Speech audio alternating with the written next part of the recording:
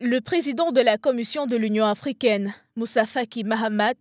a réagi à l'attaque qu'il a condamnée le mardi 3 mai 2022 par les combattants du groupe Al-Shabaab contre une base burundaise de la mission de la transition de l'Union africaine en Somalie, dans la région du Moyen Shabelle, au sud-ouest de Mogadiscio. Attaque qu'il a condamnée par communiqué diffusé mardi soir. Sans préciser le nombre des victimes,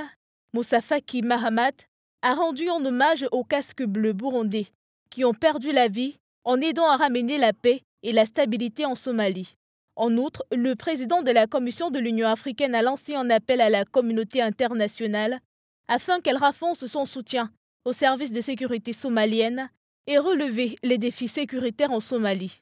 Avec près de 500 000 hommes, le Burundi est le deuxième pays contributeur aux troupes de ATMIS, dont les effectifs représentent près de 20 000 militaires, policiers et civils issus des pays africains.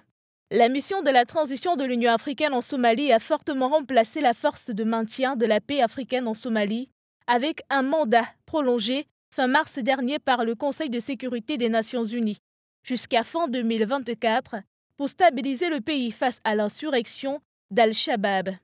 On rappelle, l'attaque de mardi intervient moins d'une semaine après la désignation au Parlement des présidents des deux chambres, une étape clé ouvrant la voie à l'élection du président de la Somalie. Les partenaires internationaux ont fait part de leur inquiétude au sujet des délais dans le processus électoral qui, selon eux, distrait le gouvernement du combat contre les Shabab ou encore des risques de famine dans le pays.